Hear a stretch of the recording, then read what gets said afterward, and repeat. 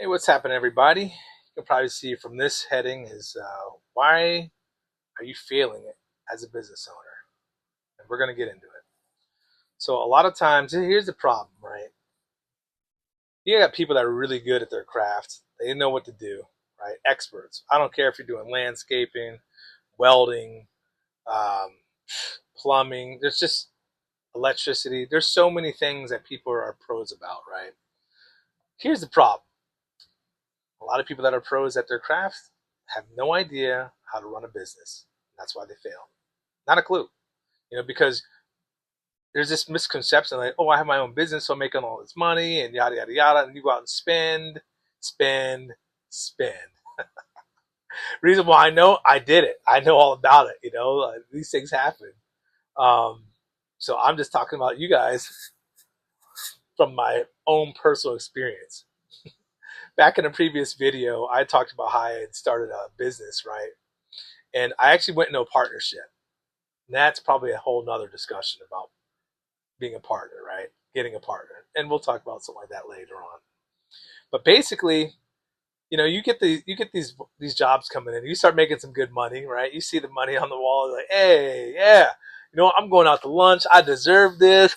Life is good. You're showboating. You're like, just thinking you're at the top of the world, right? That's what amateurs do. I mean, that's human motion, and it happens. You know what I mean?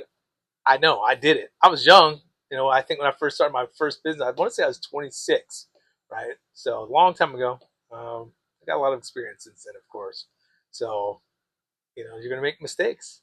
Problem is, you got to learn from those mistakes. So I have friends, a lot of them are self employed, right? And they're good at what they do, right? They're experts. Problem is,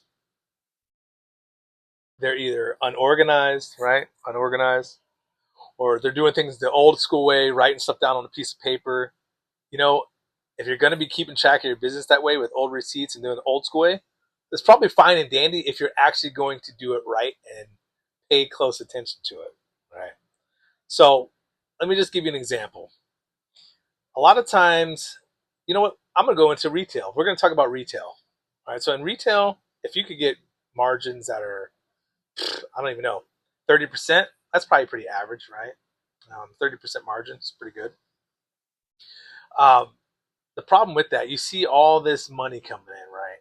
But what did it take you to make that, to get that sale? That's a problem. That's where it boils down to.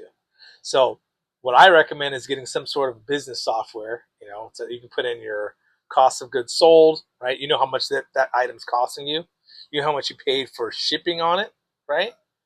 You shouldn't be paying taxes on it. You should be tax exempt and actually collecting taxes. So hopefully you're not doing that. If that's the case, just put those numbers in there. I know some people that, especially in landscaping, they don't even buy the parts. They'll have someone go pick it up and go all that, right? Or they'll buy it, pay taxes on it, and then push that over to the customer. You probably need to pay closer attention on that. But anyways, let's get back to what I was saying. So, how did you get that sale, right? I mean, was there some advertising involved in that? How much is your advertising? You know, so the thing that I would suggest doing is putting every dollar amount that you've spent to get your sales for the month, right? So, for instance, again, you do need to break this thing down more thorough. So basically, when you actually, man, I let my door open. I let these dang flies in here. It's so annoying. Oh well, 'tis the season. In Arizona, it's nice. Probably in other parts of the country, it's already cold. It's beautiful outside here. But anyways, um, you're gonna want to figure out all your expenses, right? Your cost of goods sold, okay? Because you definitely paid for.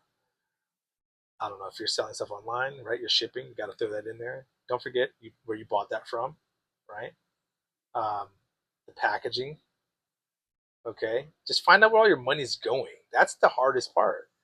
And it's really not hard if once you set yourself up, you'll know.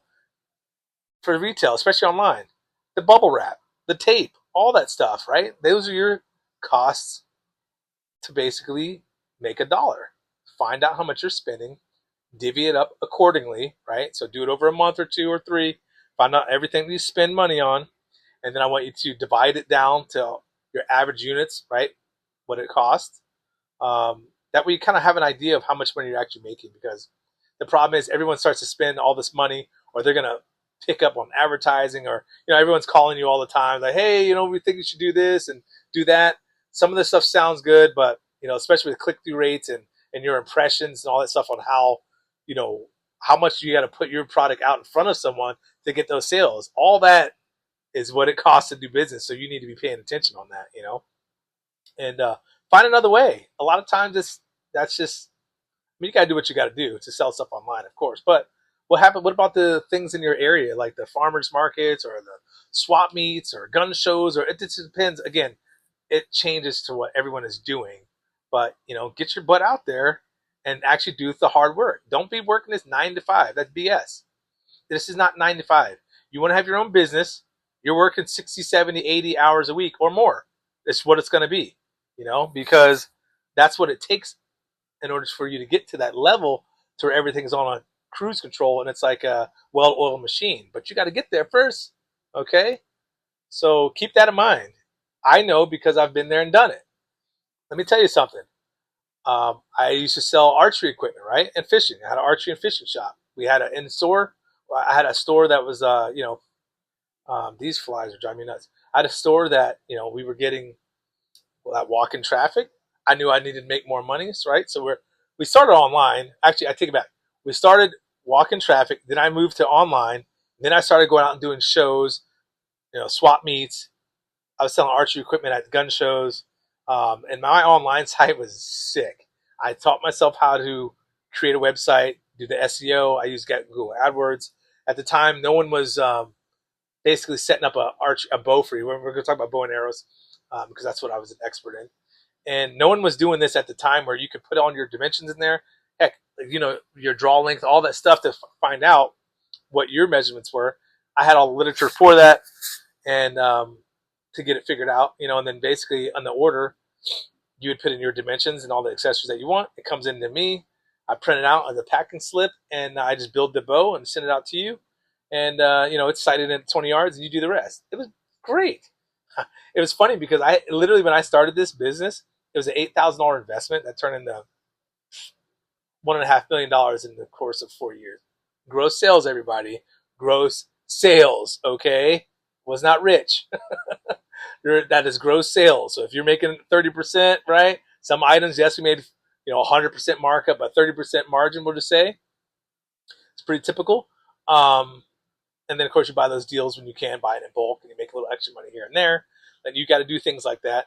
But yes, it was good for a while, but I was also spending a ton of money. Well, matter of fact, I was spending. I think eBay was taking about 10%. Some of my busy months, I was paying $6,000 in fees just to eBay. So yeah, that is what comes right off the top. So that's my 2 cents I want to give you about this subject. You just got to definitely make sure that you're doing what you have to do, and keep an eye on where your money's actually going. You have a lot of talented people out there that know what they're doing, but they're bad with business. So find a way to track everything you're bringing in. Keep an eye on it. Don't be out spending all this money like an idiot, thinking that life is so grand, right? When you're not paying attention to anything. When you have that extra money, go ahead and splurge a little bit. But until you have that and you're built up, come on, don't be doing that. All right, you're gonna fail. Okay, so get it together. Thanks for stopping by. All right, wish you the best.